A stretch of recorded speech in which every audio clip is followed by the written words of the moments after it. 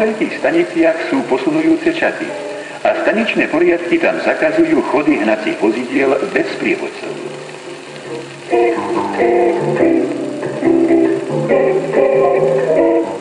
Najprv vráťme náš rušeň do rušňového depa, aby sme si mohli ukázať postup od začiatku. Ešte rušňovodič. Tak.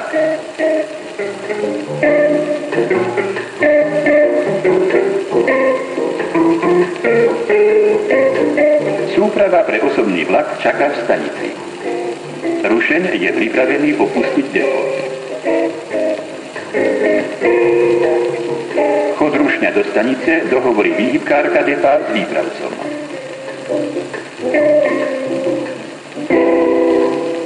Výpravca posúdi dopravnú situáciu, zavolá signalistov a určí koľaje pre chod rušňa. Informuje aj sprievodcu rušňov, ktorý bude vedúcim posunu.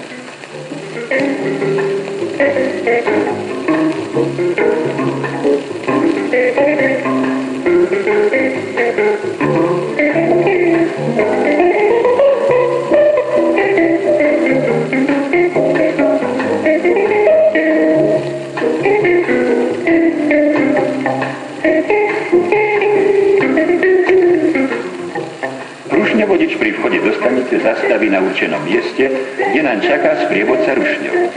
Posunovacia cesta bude pripravená, ale návestidlo pre posun tu nie je. Preto musel dať signalista sprievodcovi rušňov ústny súhlas k chodu. Sprievodca rušňov informuje rušňovodiča, na ktorej koľaji čaká vlaková súprava a po ktorej koľaji pôjdu na odchodové zhlavie.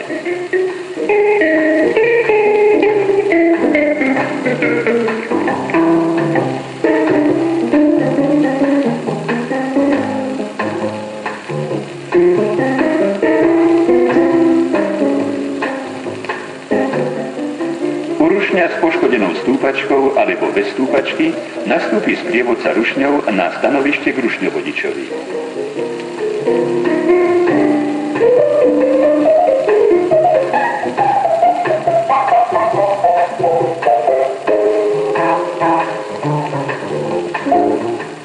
Stanica má u každej koľaje cestné návestidlá, ktoré platia aj pre posun.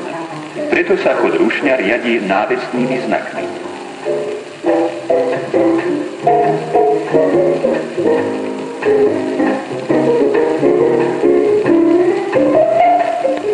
Návesť posun dovolený je pre sprievodcu rušňov zvolením k ďalšiemu chodu.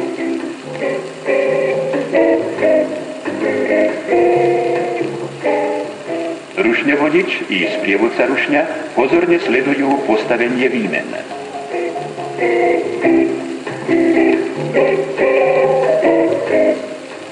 Pri špatnom postavení výmen musíme ich hneď zastaviť.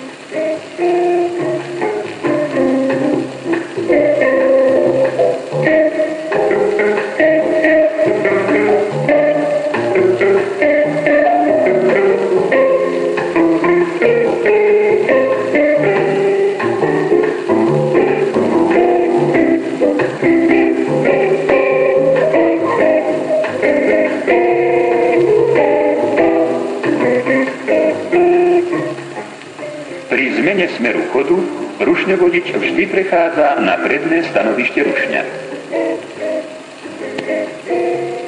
Pre chod späť proti hrotu návestidlo chýba. Preto po prestavení výmen musí dať signalista buď zvukovú návesť výmeny sú prestavené, alebo ústny súhlas k ďalšiemu chodu.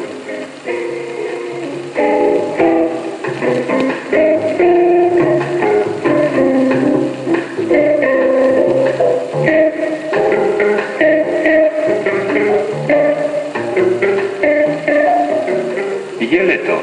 Elektrické predkúrovanie súpravy nie je zapojené.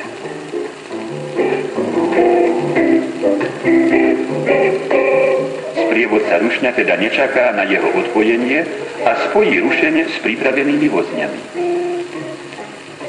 Tým jeho práca končí. Vlastne pokračuje riadením posunu ďalšieho rušňa. Menšie železničné stanice nemajú posunovačov, ktorí by mohli riadiť posun rušňov.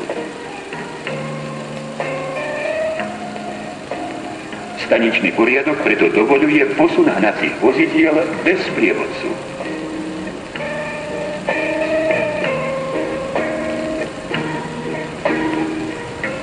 K stanici sa blíži rušňový vlak.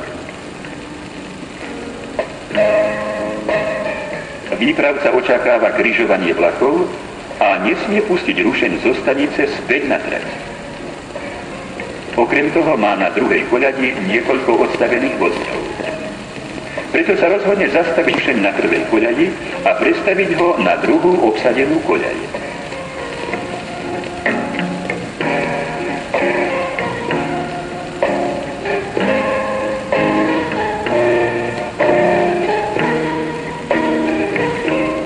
Pri príprave vlakovej cesty oznámi výpravca signalistom posun rušňa bez sprievodcu i rozhodnutie, ako a po ktorých koľajách sa uskutoční.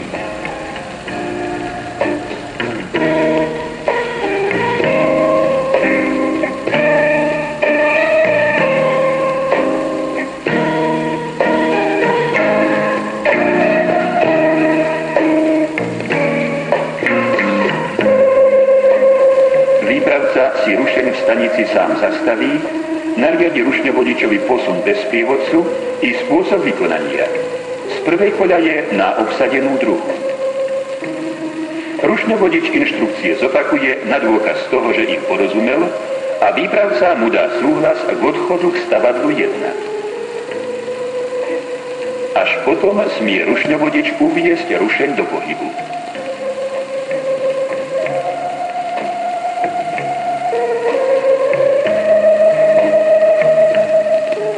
Nesprevádzaného rušňa bude v svojom obvode riadiť signalistka sama ako vedúca posunu. Hoci sú výmeny pre posun postavené správne, musí rušňovodič zastaviť rušeň pri prednom námetníku.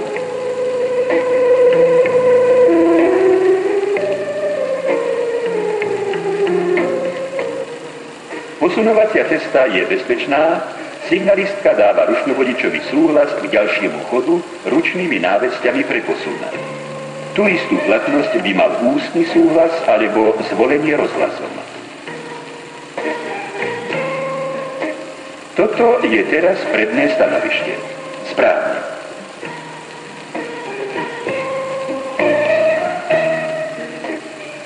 Odtiaľ bude rušňovodič lepšie vidieť postavenie výmen, voľnosť koľade i ručné návesti signalistky.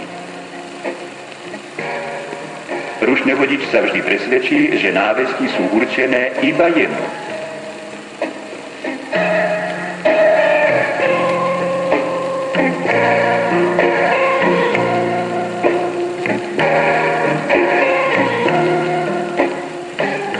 Keby na susedných koľajách stál ďalšie rušenie alebo drobné vozidlo, musel by rušňovodič počkať na ústny súhlas k chodu či na zvolenie rozhlasom.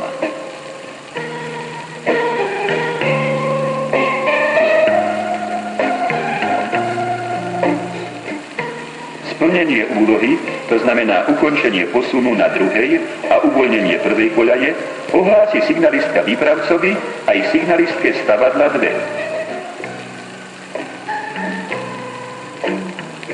Posun nesprevádzaného rušňa kladie na rušňovodiča zvýšené nároky.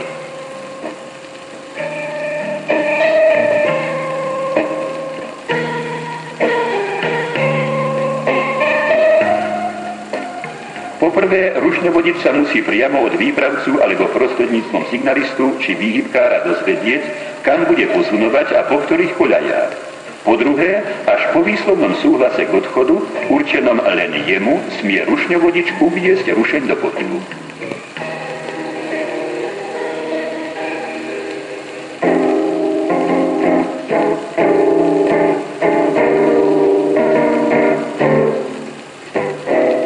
Posunu nesprevádzaného rušňa však musíme ešte niečo dodať. V staniciach, v ktorých návestidlá pre posun platia len pre tú koľaj, po ktorej hnacie vozidlo práve ide, sa rušňovodič nesprevádzaného rušňa riadi návestnými znakmi.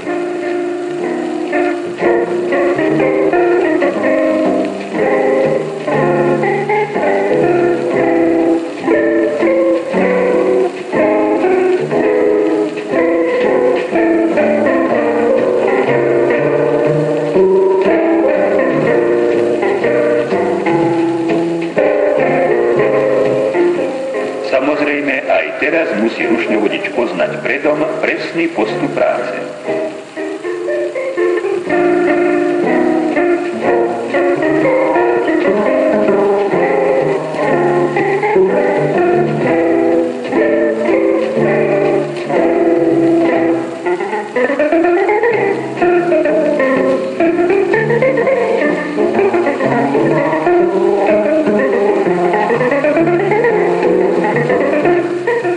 Uvedené základné ustanovenia služobných predpisov pre posun hnacích vozidiel sa zdajú jednoduché.